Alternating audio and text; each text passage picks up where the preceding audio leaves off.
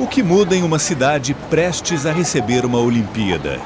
Mais que isso, o que muda na vida de seus moradores? Ou indo mais longe, o que eles esperam que possa acontecer que mude suas vidas?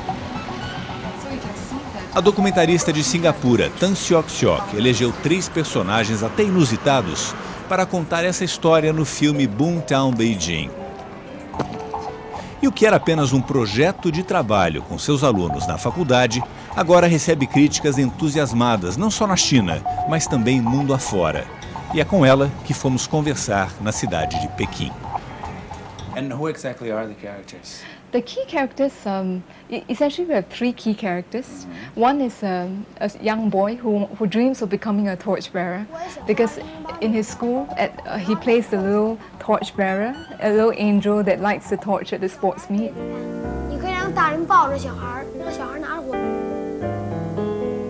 And then there's another character who's a road sweeper who does this wonderful, vibrant 5 Olympic logo ribbon dance, Chinese ribbon dance.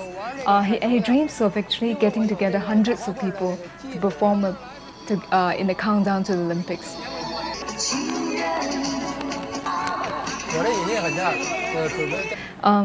The third character is actually a blind athlete who's kind of missed a medal at his prime. You know, when he was young and he was strong, he missed a medal by a tiny little bit.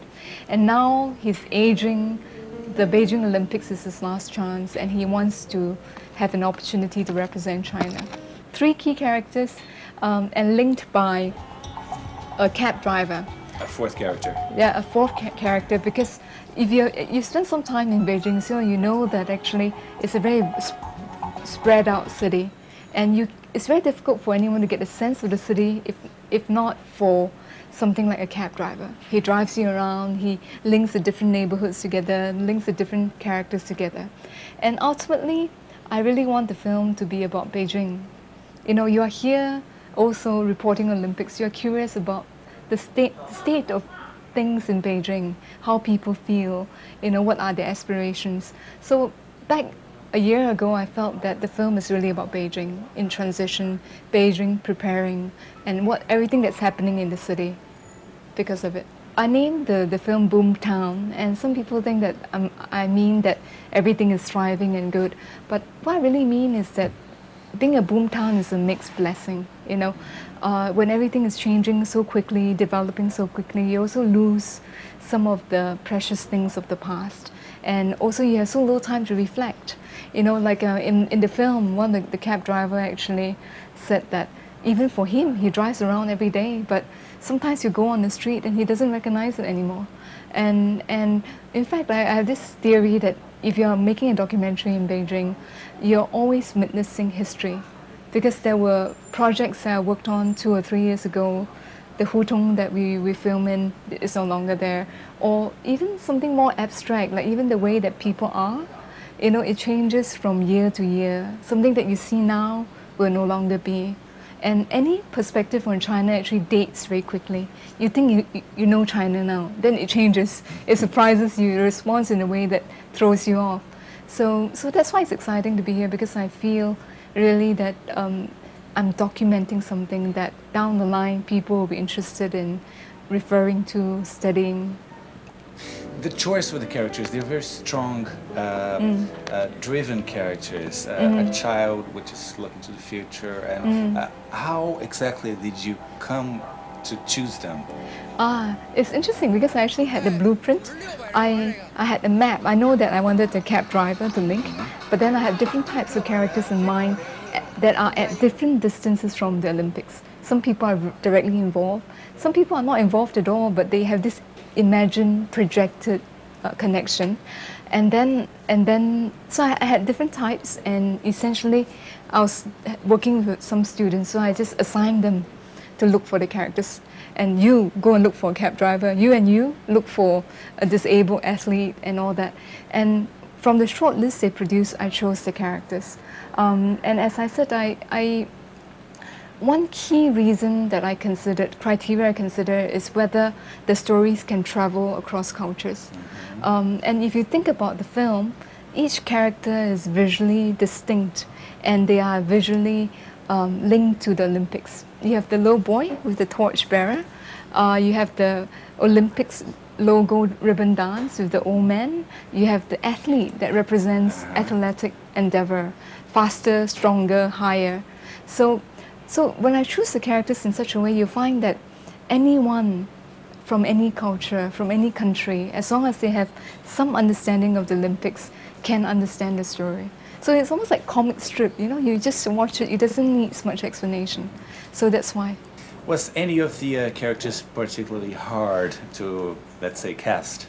I think when you're choosing characters, sometimes you just have characters that you imagine exist and they don't exist. And you have to remember that I was working with students and they're very young. So they've never done something like this before. And I remember when we were looking for the disabled athlete, one of the students was assigned to look for that. And for 2 weeks, we met. She came back every day and said, I got the answering machine. You know, by the end of the second week, we were looking at each other and thinking, oh no, she'll never find someone. She keeps getting the answering machine. But suddenly she came up with 2 or 3 choices, and then she persuaded me to pick the final character. So I think to answer your question, it's always hard to find exactly who you want, and you know, because first of all, you know, you're racing against time. You have time limit to find the good characters. Second of all, even someone that you like to portray, they may or may not agree to come on camera. So in China, what we call access, whether you have access to someone, is always a challenge to documentary filmmaking. And then of course, when you found them and cast them, then you also have to make sure that they are comfortable enough with you to say whatever they feel. And that is a challenge too. When you have real life characters, I imagine you lose control on where they're going to. Did that happen? In fact, I think that I have this theory that as a documentary filmmaker, you are kind of like a born loser, because you always start out with a roadmap and then it never goes the way you want it. But often the way it turns out surprises you and is actually better for the film or better for the story. So I think that you're right in the sense that you don't control, but you can project and imagine. So I always have this thing about performance. What I call performance is like when you meet someone, like I meet you for the first time, and then I need to decide after talking to you or meeting you a few times whether you should be in the film. But that comes from experience and judgment. Because sometimes you just get this sense that this person is going to be charismatic in front of camera. Like, I think the blind athlete's a very good example. Nothing much happens in his life. He just trains and then he stays at home, looks after his kid. But yet there's a certain strength, dignity, charm that comes through with him.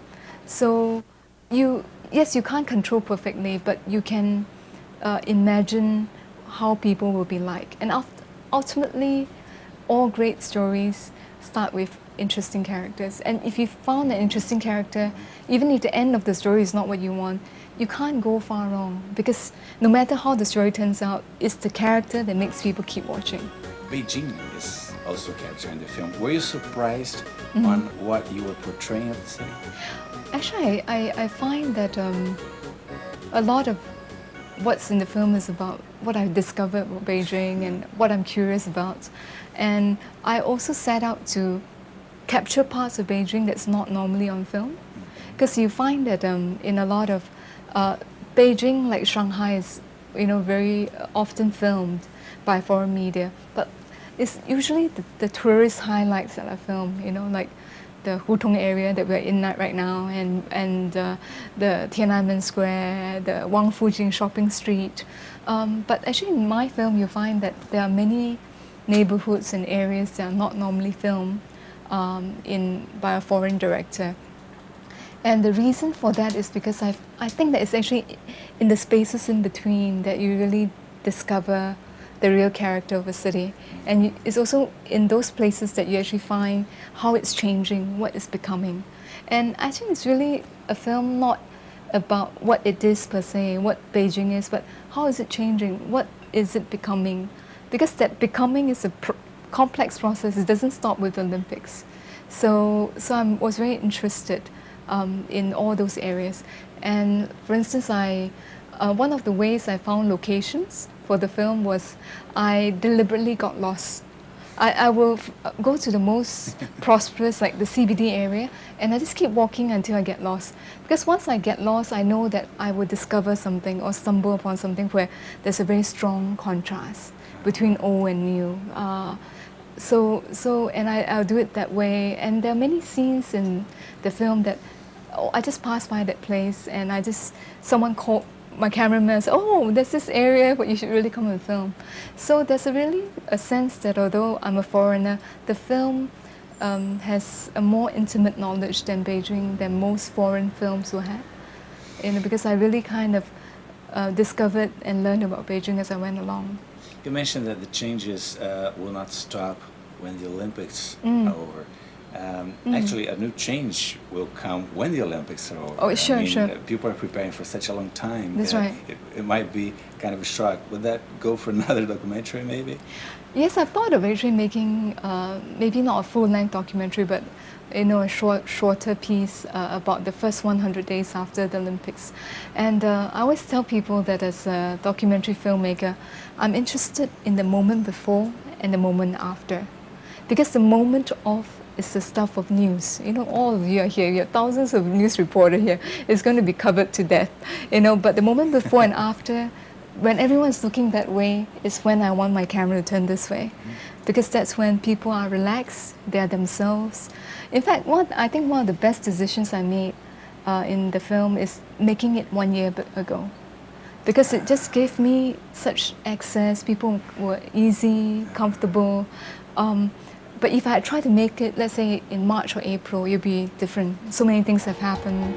It's closer to Olympics. Doing some research for this interview, I've read a lot of people saying that watching your documentary changed their perception of China. How so?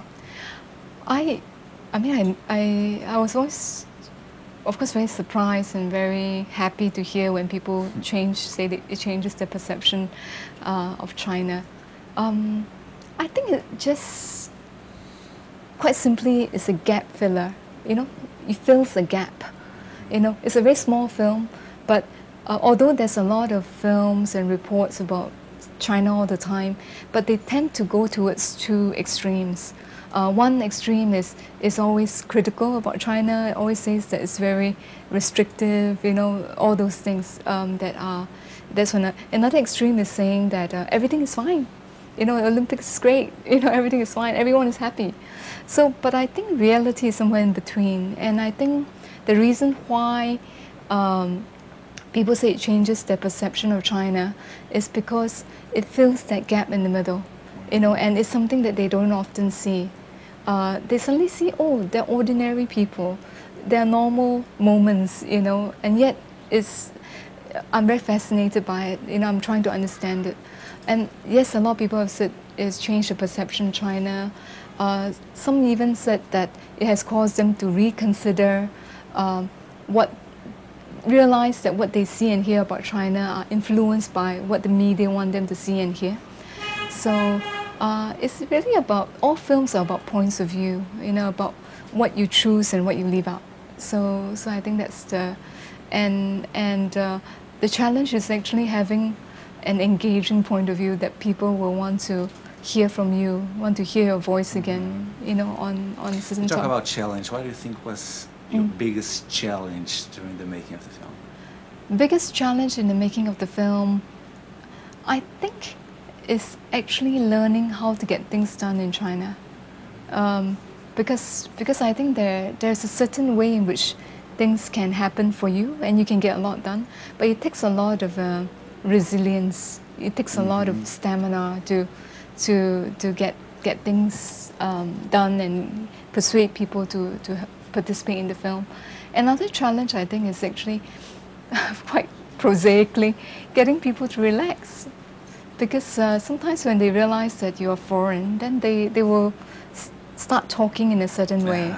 I mean, most of the characters in the film are okay, but you know that For instance, our cab driver, he's a very noble man and a very good cab driver, but he's always inclined to, whenever we interview him, he'll say, on behalf of 10,000 cab drivers in Beijing, we think that the whatever thing we have to solve this ahead of Olympics. And we just sat him down and say, we don't want to know about the 10,000 cab drivers in Beijing. We know about you. You know, how do you feel? Do you think you're going to make a better living because of the Olympics? But if you are here for a while, you realize that it's very much a part of the culture. People have certain ways of speaking, of representing, and there's a whole sense that you are being featured on camera because you represent a collective. You know, most people have no right to be on camera as an individual. They are either a role model for a group of people, a type of people, or they are representing their interests. So, in other words, getting people to relax is not easy. And as I said, I'm not even trying to get them to say anything very hard or critical. I just wanted them to melt and be human and just speak on behalf of their own heart. And that can be quite difficult. How are audiences reacting to your film? I think that... and I mean Chinese and foreigner. That's right, that's right. I think the reaction has been much warmer than I thought it would be, because I made it as a school project. So when I started filming it, screening it, I just thought, oh, we'll do maybe a screening per week. And but what is unique about the film is that we have done maybe about 50 screenings so far. More than half, maybe 2/3 of the screenings are championed by the people who have seen it. That means, you know, people who have seen it first or second time, they help us set up the further on screenings. You know, they will say things like, both Chinese as well as expatriates in China have said, they will say, all foreigners should see it. There's a German friend who came to the first premiere and said, every German should see it. And they will actually go and send emails, call up people to get them to host the screening. So that has been very unique. Yeah. Well, you talk about challenges and changes in Beijing because of the Olympics. Perhaps the city that was got the most changes because of the Olympics of all cities around the world, I'd say. Did that make it easier or harder for your job? The fact it was changing so much? Yeah. Well, I think when you talk about changing, most people refer to physical changes, like, you know, buildings, new buildings, old buildings disappearing. But I would say that that's not what fascinated me the most. I was interested in the changes in social psychology. I was interested in the changes in terms of aspiration, and that's invisible to the eye. You can't really capture that very easily on camera. But I find that that's the most interesting. Actually, I have this, I feel, I've come to think that the most important change that has happened in Beijing as a result of the Olympics is this new self-consciousness, self-awareness. I think people are aware of how others, especially how the foreigners, are looking at us. You know, so the whole idea of 国际化视角, international point of view, has become a buzzword. So they will invite famous photographers to photograph the city. They will invite award-winning film directors to make short films of Olympics. So there's this self-awareness, and you also see, and I think that's important. And in the long run, I feel it's an important change. But the most important changes are invisible, I think. You know, it's actually about, as China emerges, it's actually about the search for a new self-image. You know, it's not about the old China, but we're in between. We haven't quite found the new China yet. So what's that new China? What's that self-image? And I think all the ups and downs that we've experienced the past half a year is actually trying to articulate it. You know, we are international, but we're different. How do we? But what are we now? Is there a special segment you're particularly fond of? A segment that I'm particularly fond of? There are many moments I'm fond of, actually. It's a scene where you have Wang Fujing, the most busy street, and then you have people walking along the street, you know, going home from shopping and all that. But there's a big billboard with the Olympic logo, and then they have actually workers on top working manually to change the ad, and that's an important scene to me because you, in that one scene you see kind of a snapshot of Beijing and China. You know, the whole idea that you have the middle class people, then you have the workers, and then you have the whole idea of the slogan of the one world, one dream being changed. I think that's the most important scene to me. And also I only knew that I wanted to film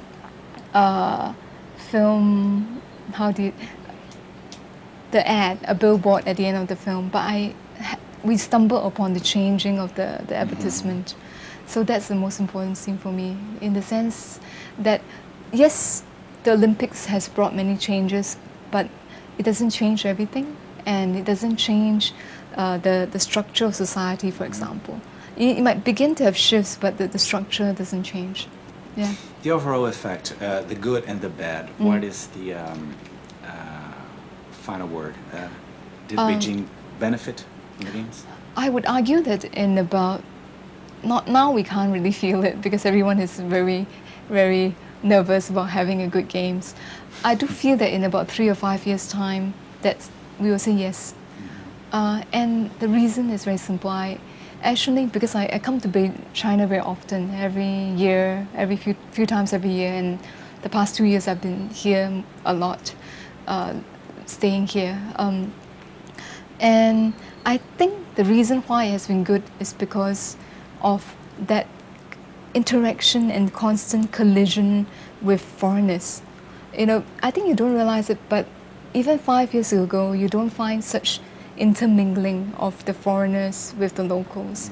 And like even the small boy in the film, I think he grows up with the sense that it's normal to have foreigners in my country. It's normal to we should know how to say hello in 17 languages. And of course, it's kind of funny and probably useless. How often do we need to say hello in 17 languages?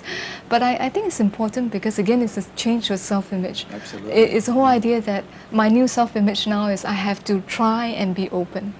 And I know that we can all say, you're not open enough, but I think that there's that awareness that we have to try. And if you look at the history, modern history of China, I think that's an important change. Yeah. Well, congratulations on the film. Thank you. Thank you for the interview. Thank you, thank you. Thank you very much.